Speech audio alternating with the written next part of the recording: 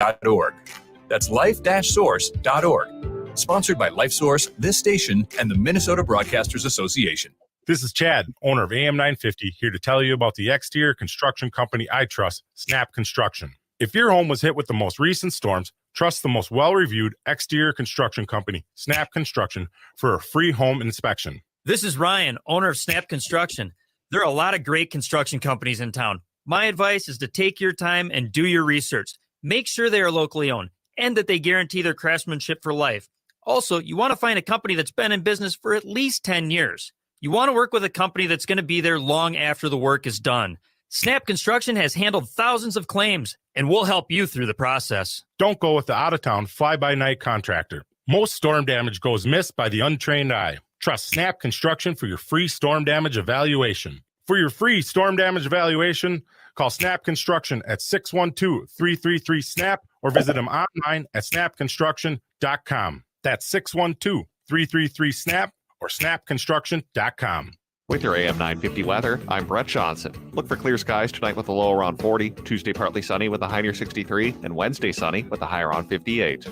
Interact Center's Hell is Empty and All the Devils Are Here Again offers a much-needed communal laugh and is in the spirit of radical inclusion. The performance is at the Luminary Arts Center in Minneapolis now until November 18th. Get your tickets now. InteractCenterArts.org. That's InteractCenterArts.org. Portions of the following program may be pre-recorded.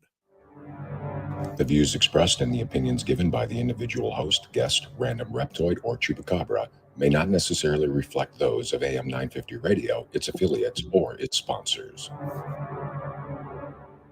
Now, it's time to step into the unknown.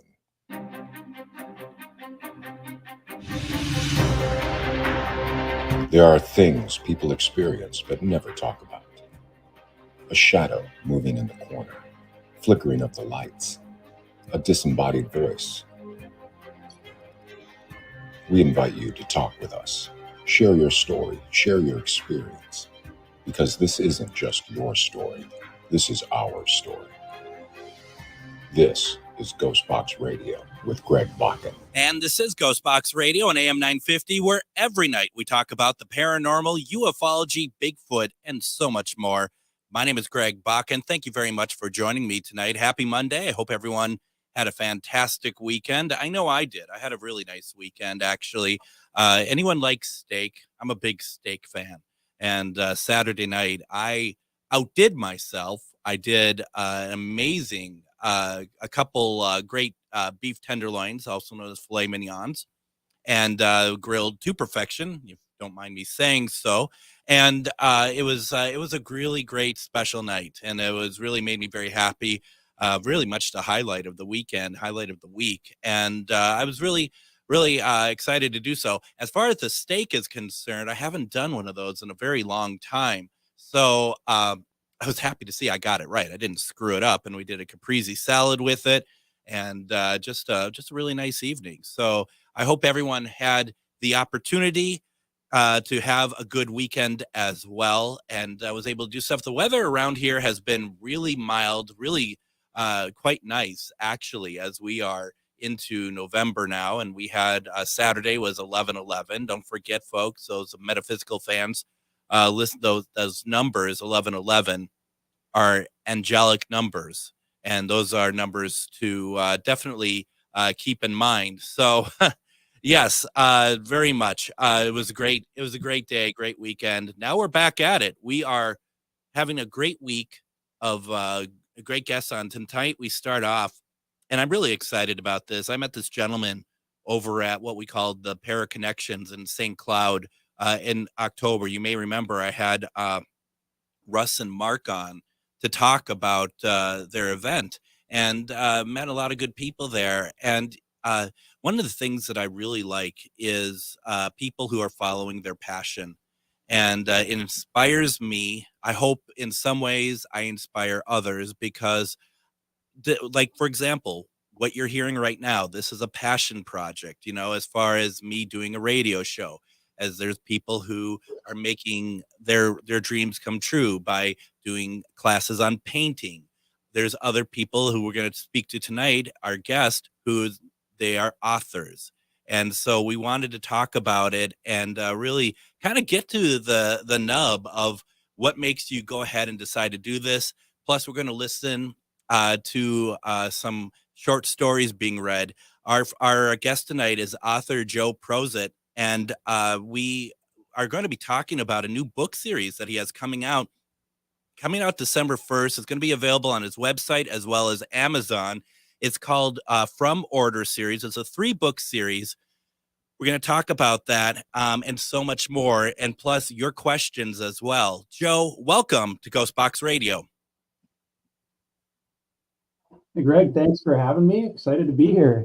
This is Radioland, the infinite eternal. It really is. This is where DJs come and die. So yes, this is going to be really, really good.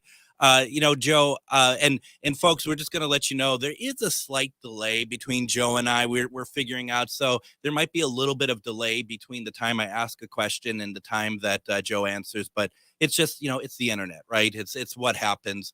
Joe, you're way up in. Are you in St. Cloud? Are you further? Where, you don't have to give me your address, obviously, but where are you located? I'm in Brainerd. So we moved up here about 15 years ago. Yeah, I kind of was born and raised in the Metro, North Metro, and got a job up here, and kind of have loved the quiet and the calm. Yeah, no, I get it, and there's a lot of great areas around there, and like the Iron Range and places around Brainerd and stuff. And I haven't been around that area in so long. The last time I was up there probably was about 5-6 years ago, and somebody took us to a cemetery in the middle of the night, and they thought that they're going to scare us. They thought that this was going to be, and not by trying to play any tricks on us. They just were like, this is really a legit place. You think you can handle it? Yeah, let's go. And so we pull up to the cemetery, and my friend Nicole and I would get out of the truck, and he's just like, what are you doing? I was like, well, you brought us to the cemetery. We're going to go check it. I was like, no, I was just driving us up here. We don't get out. We don't leave. And I was like, we do. And we went out there. I mean, it's not scary, but that was the last time I was up in that area. So now you went to the Paranormal Connections, which was a lot of fun. I hope you had a good day there. And are you into the paranormal? It was, like, I've never done any like ghost hunting or anything like that. Sure. So my connection with that was Russ, who you mentioned before. Me and him are kind of old Army buddies. We've known each other for a long time, and he knew what I was doing and asked me to come to that expo. And I'm like, it's not really what I do. I write fiction, and I write ghost story fiction and sci-fi and other things, but I'm not really like into the ghost hunting thing. And he kind of asked me again, and I said, okay, fine. It's a 1-day deal for a buddy. And I went there and met a lot of really cool people. A lot of people connected with what, with my books there. And I'm really glad I went. And obviously, we met there as well. I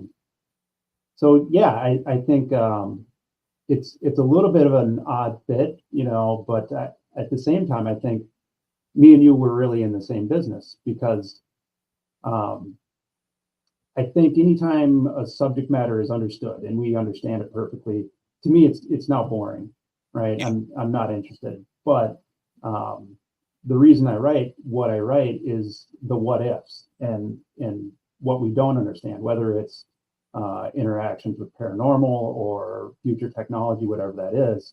And I think that's kind of what people in your line of work do as well, is you're trying to answer those kind of unknowable questions.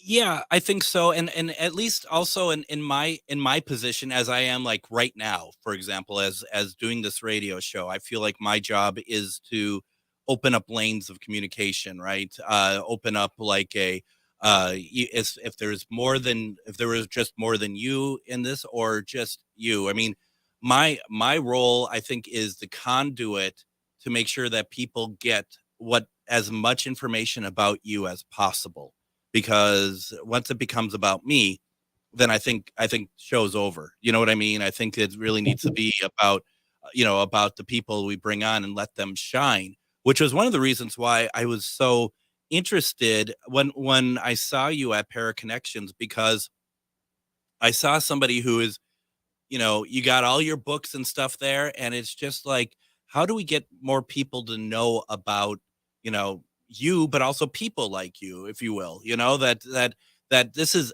what you're doing is not easy. You're writing, it's hard enough to write and come up and be creative, write something that people want to read, and then you have to shill it. You have to, you have nobody, maybe you do, but you probably, it's probably mainly you trying your best. You're the one that's packing up the books and probably sending them out, unless they're through Amazon or whatever else. So, I mean, and that's something that I just think that people who maybe not understand that, it's like, ooh, cool, an author. Yeah, an author, postmaster general, I'm my own advertising agency. So it's not easy, is it?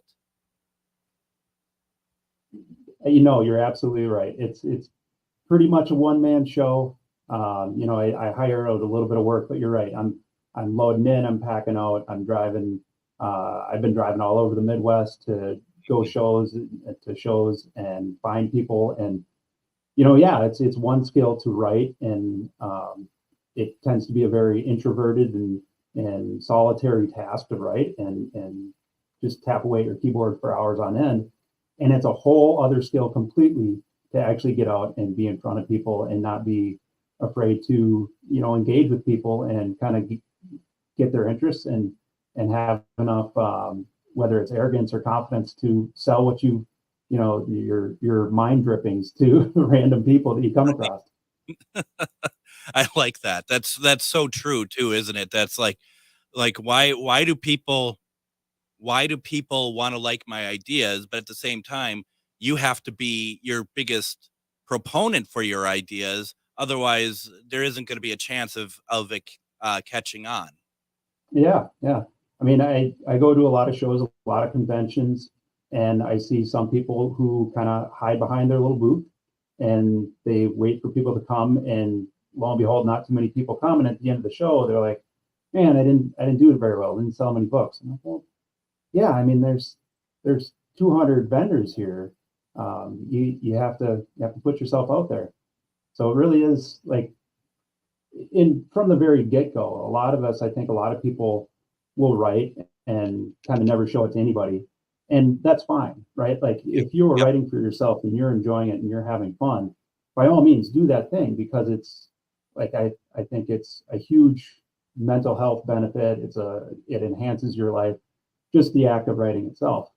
But to go out and sell, and if you want, to share that with other people, then yeah, it really does take some confidence and some boldness, some brashness to get out there. I think too, one of the things that you hit the nail on that I was going to actually ask you about, and you brought it up, was the mental health aspect to it, because there is something, first of all, I think there's something very freeing about being creative. But are you able to articulate in particular what it is when it comes to writing that helps your mental health? Yeah, I mean, for one, writing is a free space. There's never any ideas that I say, I'm not going to write about that. That's off limits. I allow myself to kind of play with the world in my writing, because there I'm not going to, nobody's going to get hurt. Nobody's going to get, and I might not publish everything, right? Yep. But if I have something that happens in my life, whether, something like my kids moving away to college, or even something like losing a good friend, subconsciously, sometimes shortly after, sometimes months or even years after, I realize like that's what that is about. And you won't see it on the page, right? It's not a word for word. That's CSA, right? Yeah. But it's, you just work through thoughts and emotions, and And I think any good writing is fed by that. Yeah.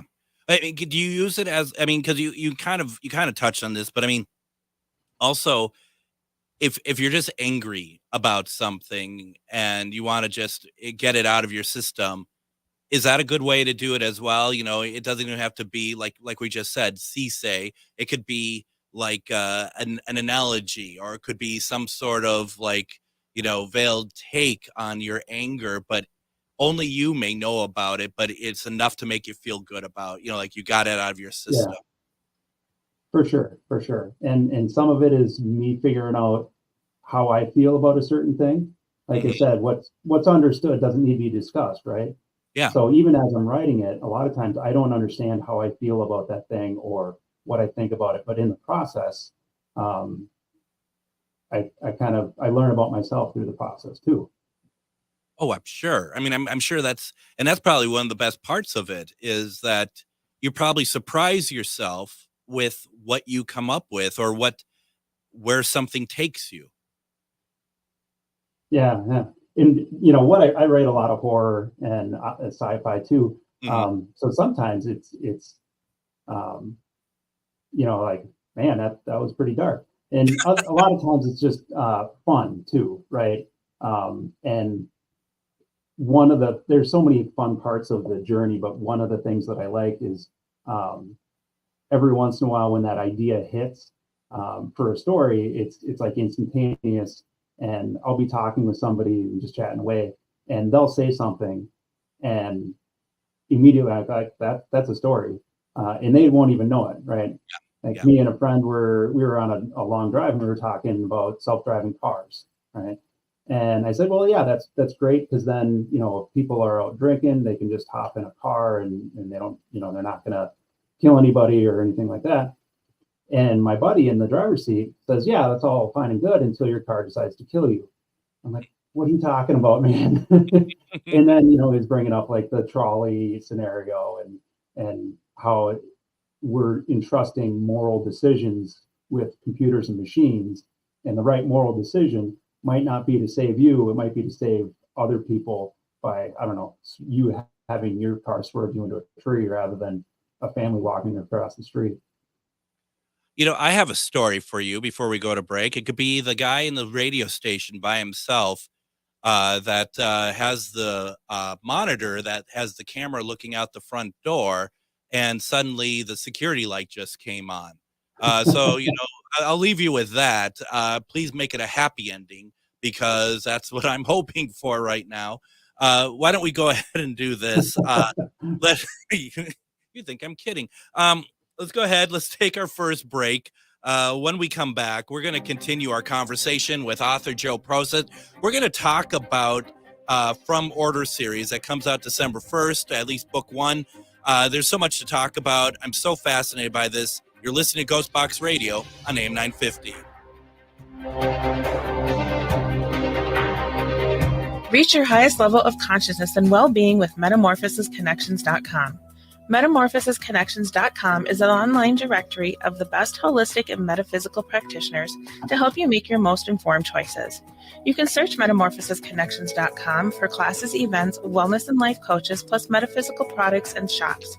You can also search for a wide array of healers from all modalities, including EFT, sound healing, energy healing, light therapy, ancestral healing, shamanic healing, reflexology, past life regressions, hypnotherapy, yoga, and more.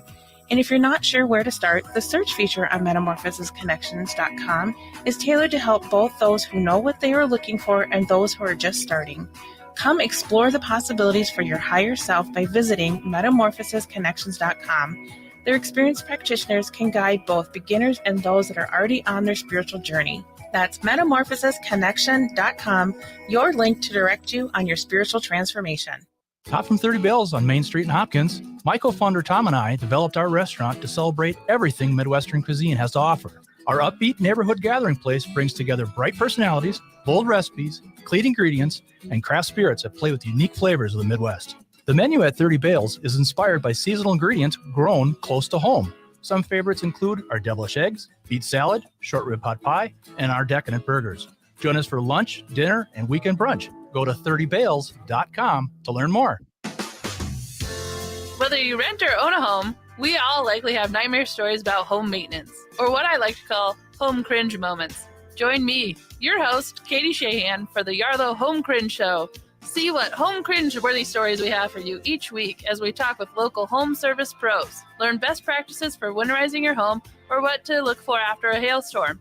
Listen to the Yarlow Home Cringe Show every Sunday at 2 p.m. or on your favorite podcast app.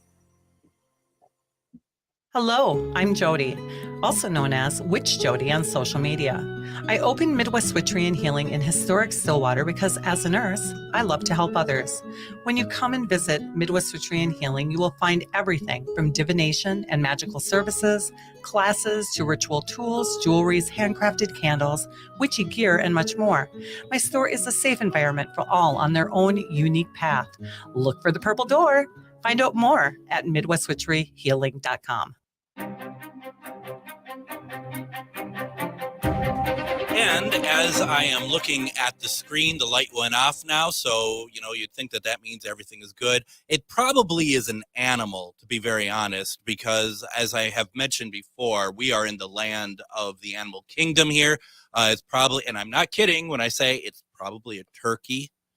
We've had plenty of turkeys around here, might even be a deer. So, yeah, that's interesting. That was a lot of fun. I have with me tonight Author Joe Prosit, and we're talking about the creative process. And Joe, I want to get to your new book series here in a second, but a friend of mine, John Marson, who is, I don't know if he's still listening or not, he had told me the other day about the Tesla cars, that there's been people who've been driving in the cemeteries with their Tesla, and the Tesla has this thing that on the screen that shows you like people, like if people are in around so you don't hit them, and in the cemetery people are showing up when there are no people.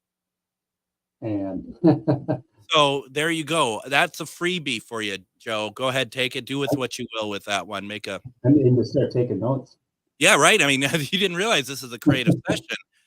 So once again, we have Author Joe Prosit, who is writing, who's coming out in December 1st with. Is it the first book of the From Order series or all three?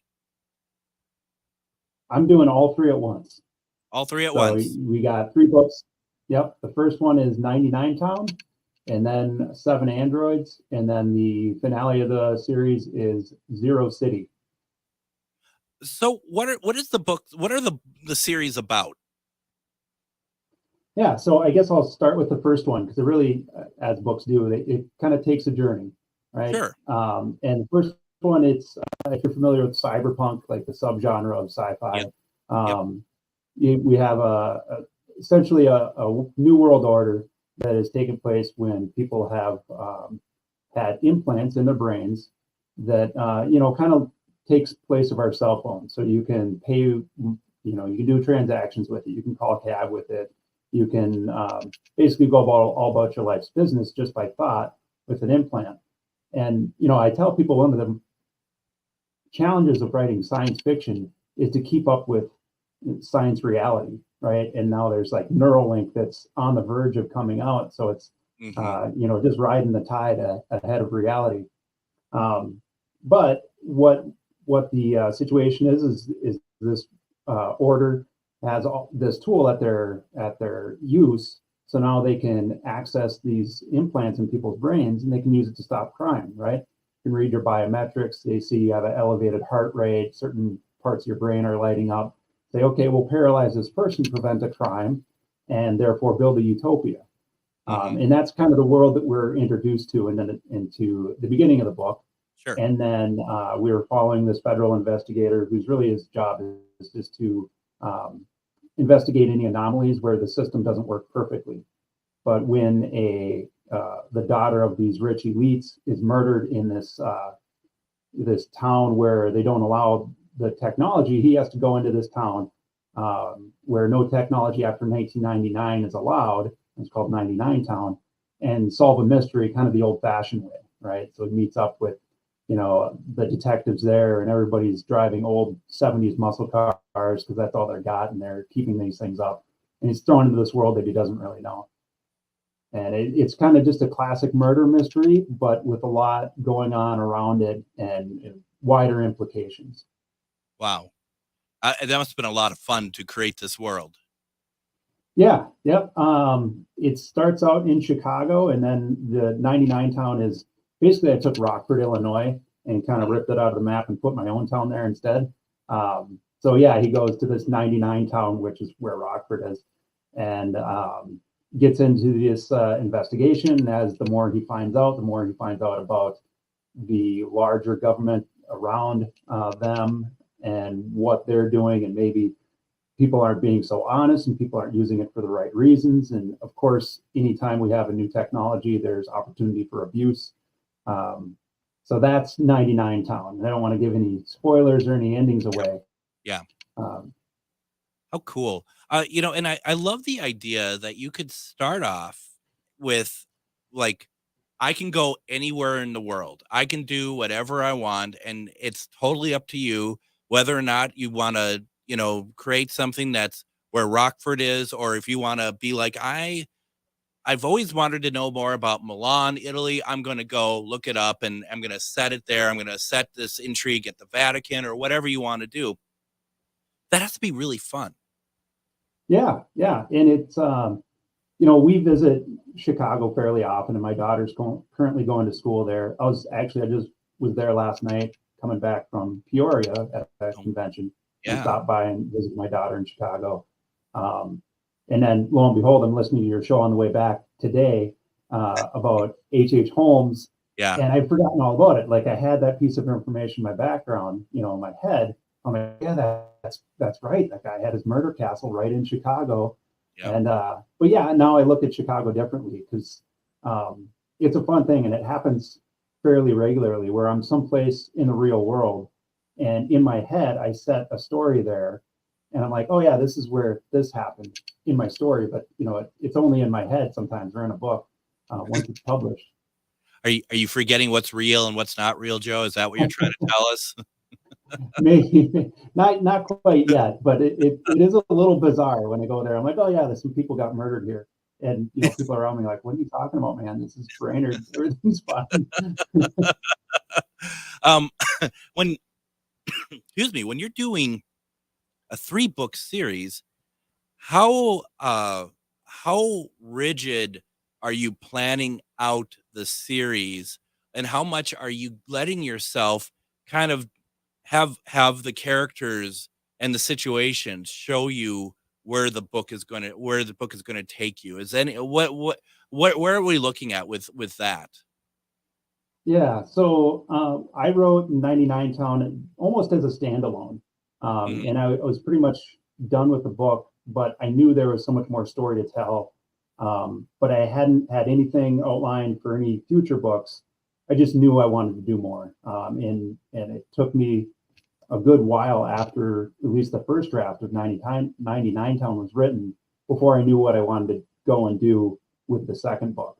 And the second book is, I think I can pitch it without spoilers.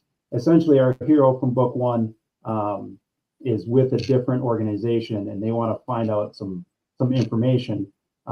So they use the connection in his brain to plug his head into a captured head of an android. Okay. And the android is dead. It's sitting there. It's just a skull, but it has memories, and they want to know what the android did and experienced. And turns out the android went insane along with its other android partners. And his job is basically to survive and maintain his own sanity while reliving all these memories and experiences through the mind of a robot. So that's 7 androids, kind of a 7 samurai nod, or a Magnificent 7 nod in that book. That's cool. That's really neat. Do you run these books past like your friends, or have anyone read them, like just to kind of see what they think, or how, or are you just kind of like, here's my book? No, it's definitely, I said before, it's a one-man show, but I gotta give props to my biggest supporter, my wife, Sarah. she's always my first reader, and really good about giving honest feedback. And sometimes that's not nice to hear, and sometimes it really is good to hear. But I have her, and then I have other writing friends who I'll kind of workshop stuff with, or have them read the whole book, and other just readers who I've gotten to know and say, hey, here's the beta copy. Let me know, mark it up, and give me some feedback, because it really is a process. And for the folks watching on streaming, I guess I got something that I think is kind of cool. I'll grab it quick. All right. So it's not far away, but as I write, I'll write first draft just on a Word document, and then I'll have books printed, just a single book, so that I can ink it myself. Mm-hmm. And then I'll have a beta copy for others to read. And then, kind of as I get covers and work towards the final product, with 99 Town, I have the second draft without a cover, the beta reader copy, which I just grabbed a Photoshop, image off the internet. And for people just listening, I'm handing out there, I'm showing off multiple copies of this book as it grew. Then I had my first shot at the cover, which I kind of liked, kind of didn't. And then the proof right before it was published, and then finally the final copy. So to make one book, that's 6 copies that I went through beyond just the Word documents on my computer. So it's writing, it's editing, it's the formatting of a book, it's working with cover artists. It really is a journey, and takes a lot of work, but it's worth it. I really like the idea of, and I'm just going to say we might lose my camera here because the battery seems to have just kind of gone away, but I'll still be here. Don't worry. You can't get rid of me that easily, Joe.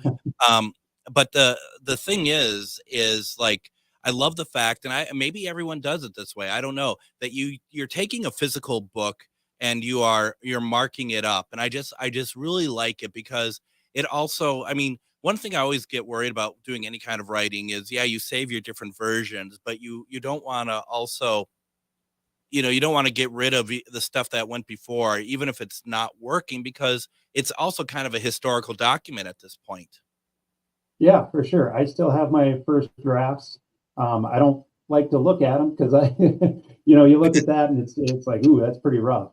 I'd rather look at the final draft and see where it's come. But it's definitely good to know for anybody who's starting writing or wants to get into it, that it's okay if your first draft is garbage, and that all first drafts are garbage, and it takes a long time to be good at anything. And it is a long process, and eventually with practice and with effort, you'll have something, hopefully that's people want to read. I think that's a really good point. And I think that's one of the things that stop most of us from doing not just writing, but anything, right? Is the idea that, I just know I'm not very good at it. They look at people, like someone like myself may look at you as you are right now and be like, well, I can't do that. I can't write to that level, but you had to start somewhere. Right. Yeah. And really, I don't know what it is about me or what, but I've been writing my entire life. People ask me, when did you start writing? And like, I have memories of drawing pictures of my toys when I was a little kid and telling my mom what the toys were doing. And then she would write my verbatim what I said on my little toys were in the story. The astronaut goes to the moon, and he gets attacked by a lion, and then Spider-Man shows up. And that was writing, and it just really never stopped for me. So I got 44 years of writing experience, I think. What is it that is the most exciting part of writing? What is there a process or a reason? It can even be encapsulated in one thought about what is it that writing does for you? I think really when I'm kind of in the flow, and I'm usually at that first draft, and when things are actually working, and sometimes they don't, sometimes I just sit and stare at the cursor on my screen. But when it's really flowing and those characters are becoming really engaging and interesting, and I'm having fun with it. I know my readers are going to be having fun with it. And yeah, I think that's, essentially I'm creating another life experience for myself. So in that way, I get to live an infinite amount of lives, just practicing that empathy with somebody who doesn't even exist. What is it about, what is it you think that it's about the From Order series for people who may not have experienced your books before? What is it about this series that you think that people are really going to like, and that they should definitely get the books when they come out December 1st? Yeah, that's a really good question. Well, so at face value, I think it presents itself as a pretty standard boilerplate murder mystery, right? Mm-hmm. Like we've seen Blade Runner, you probably read or seen Altered Carbon. It's pretty standard trope for you got some cop or some detective who's in this cyberpunk world trying to solve some mystery. But I think it really spreads itself more into who you are and why you do the things that you do. And if you have an implant in your head that's preventing you from, doing any misstep or guidance, does that make you a good person?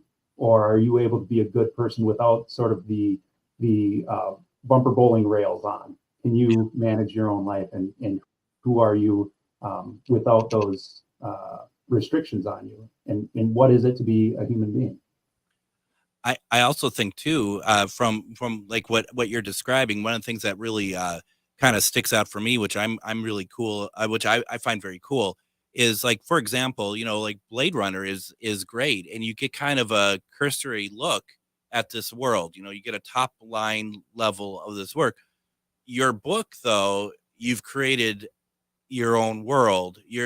For what that is, that people can, over these three books, they can experience, I would think, what it's like to live in this world, right?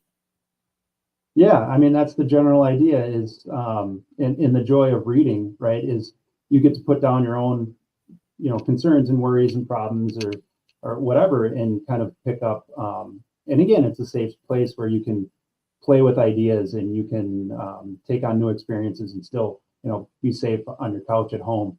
But yeah, live that additional life. Oh, that is fantastic. Joe, what I think we're going to go ahead and do is why don't we go ahead, take our next break. When we come back, we're going to have Joe read a short story for us. You get a kind of an idea of his prose, and I think it's going to be a lot of fun. And then we're going to talk a little bit more about the From Order series. You're listening to GhostBox Radio on AM 950. Hello, I'm Jody, also known as Witch Jody on social media. I opened Midwest Witchery and Healing in historic Stillwater because as a nurse, I love to help others. When you come and visit Midwest Witchery and Healing, you will find everything from divination and magical services, classes to ritual tools, jewelries, handcrafted candles, witchy gear, and much more. My store is a safe environment for all on their own unique path. Look for the purple door.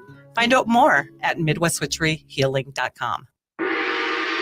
Magus Books, your multicultural spiritual supply store. Stop in and expand your horizons with books, classes, readings, and supplies at magusbooks.com or in our shop at 1848 Central Avenue Northeast in Minneapolis. From the best incense to beautiful statues, we have supplies and books for your spiritual explorations.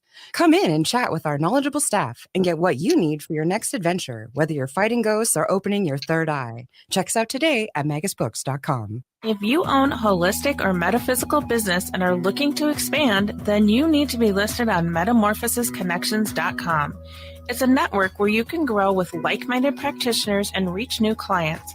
Metamorphosisconnections.com is an online directory you need to list yourself and your business. Our platform makes it easy for you to create listings of your products and services, and you can also choose to list your classes, events, and so much more. Metamorphosisconnections.com helps you create weekly and monthly promotional ads targeted towards your potential clients and promotes them for you via social media and newsletter. There are clients searching for your specialty right now. Let us help them find you. Start your listing today so you can share your own unique gifts and talents by finding the level of membership that best fits your needs. Let us help you reach your clients that are searching for what you do. Visit metamorphosisconnections.com and sign up today. With your AM 950 weather, I'm Brett Johnson. Look for clear skies tonight with a low around 40, Tuesday partly sunny with a high near 63, and Wednesday sunny with a high around 58. Don't just settle for what's in the cupboard. Elevate your meals with premium oils and vinegars from Vinaigrette. They offer the finest selection of extra virgin olive oils, balsamic vinegars, fused extra virgin olive oils, white balsamic vinegars, and wine vinegars. Vinaigrette is located at 50th and Xerxes in Minneapolis. More at vinaigrettemn.com. AM 950, the progressive voice of Minnesota. And join us tomorrow on GhostBox Radio with Greg Bakun. We're going to have on Ernie Pack. Ernie is going to be talking about strange things at Fort Knox. And don't worry, I don't mean Ernie himself. I mean, yes, he is a strange thing, but that is not what we're going to be talking about tomorrow. We're going to be talking about some possible paranormal things, maybe some cryptid stuff. I mean, Fort Duffield, which is what him and Denise, they manage that buds right up to Fort Knox. So there's some interesting stuff there. He's not an expert, but he's going to talk to us about some of the stuff he knows. We're going to talk about some other paranormal topics as well. On Wednesday, we're going to talk about interfaith exorcisms. Our guest will be Reverend Brianna Lee. You may recognize her voice from the Magus Books commercials, and she's going to be on. She's an interfaith minister, Wiccan priest, Reiki master. I'm really looking forward to that conversation. And Thursday, we're going to be talking to author Lester Velez, and we're going to be talking about his book, The Unknown Other and the Existential Proposition of Alien Contact. So there's a lot of stuff that we're talking about this week. So make sure you join us. And if you're not able to join us, definitely listen to the show on podcast. You can get past episodes at am950radio.com or ghostboxradio.com.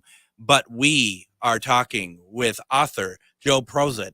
We're talking about From Order series that comes out December 1st. All 3 books are coming out, available on his website as well as available on Amazon. Joe, what is the website address, please? It's real simple. It's www.joeprosit.com, and that's JoeProsit. Definitely. And I'll also be doing a book launch in Maple Grove at the Lookout on December 4th. So that'll be a little party just for really open to the public, but friends and family coming out and just celebrating that we got some books out in the world. I love the Lookout. They're roasted chicken. All right. Are you kidding me? Yeah. I mean, obviously, I'd go for the book launch. I mean, the chicken's secondary, obviously. Don't get me wrong. Now I'm hungry for chicken. Thank you. We're gonna be doing a reading. I want to make sure I get this in so I don't interrupt you with running up to the clock. So what are we going to be listening to you read tonight, Joe? Yeah, so it's a super short story. I also have a couple of short story collections out there. We'll have one, and I have a sneak peek at volume 2 that's coming out. This story is going to be in volume 2, and it's called How I Spent My Summer Vacation. And it's kind of a little twist on that essay that we all had to write coming back, from 3rd grade.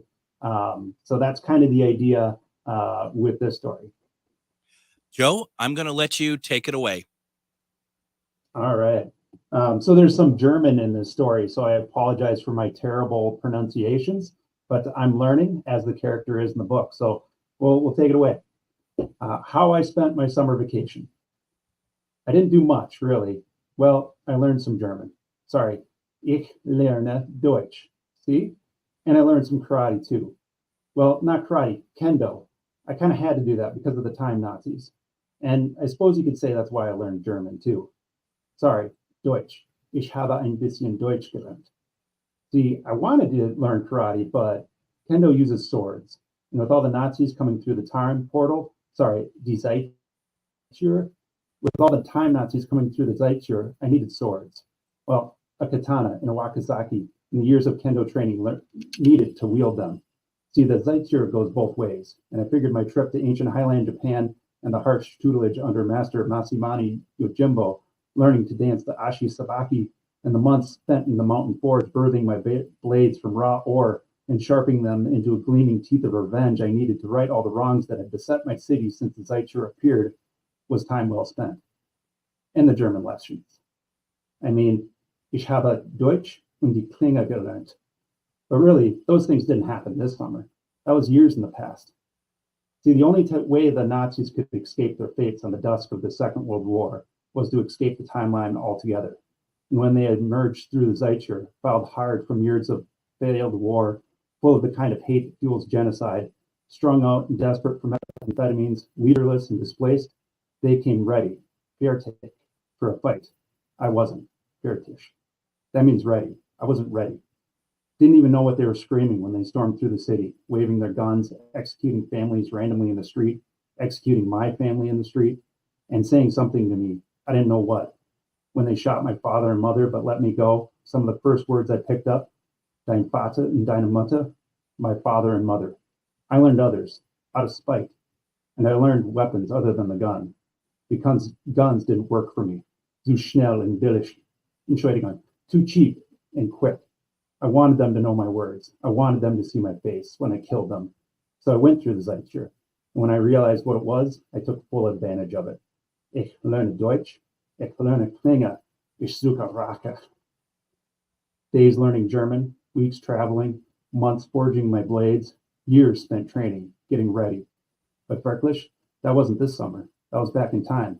This summer, I came back to this summer just before they came through the Zeitschur, and I waited for them. And when they came through, still covered in the dust of their bombed-out cities, still running in fear, still bloodied and drug-addled and strung out, the first thing they saw was me and my blades. The only thing they heard was mein Deutsch. Komm, mein Schatz, komm mit mich und ich sage dir deine Zukunft. Ich werde dir den Tod anzeigen. Ich bin fertig. It only took a few minutes. I spent most of my summer just lying around, not doing much work. Besides killing time Nazis, the rest was pretty scheiße. We won't talk about that last word. So there you go. How cool is that? Now, how many shorts? So this is a volume that's coming out, right? Of short stories, Yep. Did you say? Yeah, so I have volume 1 is right here, 16 short stories in this one. I like to compare it to shows like Twilight Zone or Tales from the Crypt or Love, Death, and Robots. And then my volume 2, I think it'll have more because as I've written more short stories, I've kind of like to get them shorter and shorter. So smaller word count, I figure throw in more words to give the readers a good thick book. Do you ever start a short story and you're like, this needs to be actually much more expanded? Yeah. Honestly, I do. But it's also, that's kind of the fun of a short story is to take a really big concept like that and to cram it in so that you really give a nice experience to the reader. It really has a punch, maybe a twist ending, so they get that satisfaction in just a one sitting event. I suppose it's like it's like a discipline as well, right? To be able to like anyone who's trying to do like something of like, trying to outdo themselves, like with a record or something like that of how can I get this in with so many words or something like that, that you even though it might look like a good longer story, that it actually, you're going to try to discipline yourself to keep it short. Yeah, and it's a kind of a different art. Whereas a novel, you get that time, like we were talking about with 99 Town, where I can bring you into this world and I can show you all these different things and all these different intricacies. With a short story, I just have to give those hints, like in the one I just read, we don't get to talk about how the time portal got there or who invented time travel or any of that. Just, you get to know it's there. Now let's go for a ride. Never mind, maybe some of those other things. It's all established, whether you're there to see it or not, it's established. Yep. Yeah, that's really cool. Do you have any same characters ever show up in more than one short story? Not yet. I haven't really done that yet, and I would like to do something where it's kind of like a Pulp Fiction style, or the Tattooed Man, where Ray Bradbury's old book, where there's some connection between the stories. But right now, it's kind of really, I write these and I send them out to online magazines or podcasts, whatever, and they'll take them up and publish them as standalones. And that's kind of been my goal. And really, after they kind of live their life on the internet and I get the rights back, then I've been bundling them up and putting them into these books here. Yeah, I mean, it's really neat to see like that there's such an art to everything, right? And that to be able to do that, it's just I mean, one of the things that I find interesting, I mean, and I think about the work that I do, the stuff that I do, it's so hard to discipline yourself to know when enough is enough, like going long. And I feel like most people with their creative endeavors tend to make everything longer than it needs to be. Like there is no such thing as self-edit. Do you find that being a problem for yourself? I definitely keep that in mind, and I like to tell people that my delete button is the hardest working button in the industry, because and usually even when I have that writer's block and I'm stuck, usually I can find the solution by hitting the backspace button. But yeah, it really, the last thing I want to be is boring. I want to keep people excited. I want to keep the pace flowing. I want them always looking for the next thing. So I really do try to be efficient and purposeful with the words that I put down. I think short stories has really helped a lot with that and making those novels, even though they're much longer, to really be to the point and punchy and fun and fast. Yeah, because I could imagine that there's a lot of meandering. I would assume that perhaps authors who are not as skilled might look at a longer word count possibly as a way to fill in stuff, and you kind of start losing the plot. I've read a number of books where you're just like, all right, you're kind of grandizing your own ideas, but you're not furthering the plot at all. And I suppose there's a fine line in that as well. Yeah, and it even depends on the genre. Like if you're writing fantasy, that's kind of expected to spend a lot of time world building and filling out the environment. And I think short story, or I think sci-fi tends to be more quicker paced and not as lenient with that kind of bloviating. You know what I would find interesting to write about, and this is going to sound so ridiculous, you probably just hang up on me when I say it, because one of the things I always enjoy, like reading like a Stephen King novel or something, that there's a moment where, these characters, you get a glimpse, and Ian Fleming was really good at this, talking about stuff like, this is what our characters ate today. This is what their lives are, so it's not all about like the brunt of the plot, but you get a little understanding of like, they grilled chicken or they did whatever else. And they're, that it actually, described in a way that makes you hungry as well. But also it gives a little background into what these characters' lives are like beyond the main plot, if you will. Yeah, absolutely. I mean, that's characterization, right? Like James Bond wouldn't be James Bond without his martini. Yeah. And like, so yeah, you need those too. And like, you do want, as a reader, you do want to sit back and get comfortable and be familiar with those characters and with those worlds. So it is a balance, right? Of like how much is too much and how little is too little. And you get them all familiar with your characters so that when you kill one of them off, you can really make them very. That's right. Yeah. Get people angry. If they don't love them, it won't hurt when they die. Have you killed off any characters? And you don't have to, I mean, because we don't want to give anything away to anything that you've written. But have you killed off any characters where it really, really bothered you as the author, but you knew it had to happen? Yeah, for sure. There's definitely some characters like, in a 3-part series, there's some people that die in book 1. It's like, man, I really like that character. I wish he or she could have hung around for, the next 2 books. Wish that they made smarter choices, right? Right. Their own fault. It's not my fault. Yeah, right. What a shame they're so stupid that they couldn't stay alive. Well, when you write about the radio host that's watching the lights go on and off, the security lights go off and off, hopefully you don't have them do stupid things like run out to the front to see what's going on. Just make them kind of cool, would you please? I mean, you got to investigate the noise, and if you got any friends with you, obviously you got to split up. Yeah, right. And even though there's a car right there that we could escape in, we won't use it. We'll go out the back and go into the bog, into the pond in the back. So once again, it's www.joeprosit, JoeProsit.com, right?